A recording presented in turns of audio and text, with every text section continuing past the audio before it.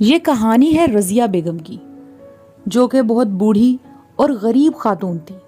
उनकी 2 बेटियां थीं, आयला और रमला। उन दोनों की शादी करने के बाद अब रज़िया बेगम अकेली ही रहती थीं। किस्मत की सितम ज़रीफ़ी तो ये थी कि रज़िया बेगम की बड़ी बेटी आयला की शादी एक निहायत ही गरीब घर में हुई, जबकि छोटी बेटी रमला की शादी एक बहुत ही बड़े और अमीर ख़ानदान में हुई। और रमला को अपने अमीर होने पर बहुत ही ज़्यादा गरूर था। कितने दिन हो गए, रमला और आयला को तो मेरी याद ही नहीं आई। ना जाने बूढ़ी माँ को भूल गई हैं। मेरी तो अब तबीयत भी बहुत ख़राब रहती है। जाने कितने दिन बचे हैं। ऐसा करती हूँ कि रमला के पास चली जाती हूँ, मुझे दवाई वगैरह भी ले देगी। ये सोचकर वो कुछ दिन रमला के घर रहने के लिए उसके घर पहुंच गईं। और दूसरी तरफ जैसे ही रमला ने अपनी माँ को देखा, अरे अम्मी, आप यहाँ कैसे? मतलब बिना बताए? क्या हुआ, खैरियत तो है? आप क्यों आई हैं? बेटा रमला, तुम दोनों बहनें तो अपनी बूढ़ी माँ को बिल्कुल ही भूल गई हो।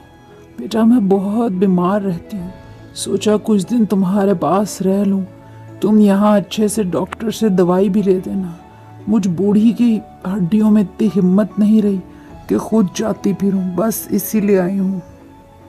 अरे अम्मी, आपने खामखा इतनी तकलीफ की, आप मुझे बुलवा लेती, मैं डॉक्टर को ले आती।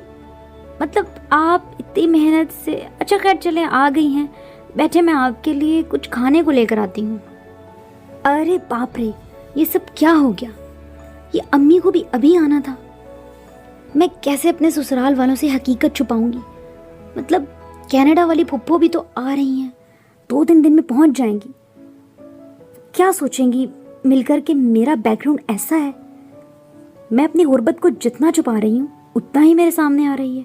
कुछ भी करके मुझे अपनी इज्जत बचानी है और अम्मी को यहाँ से मुझे भेजना होगा।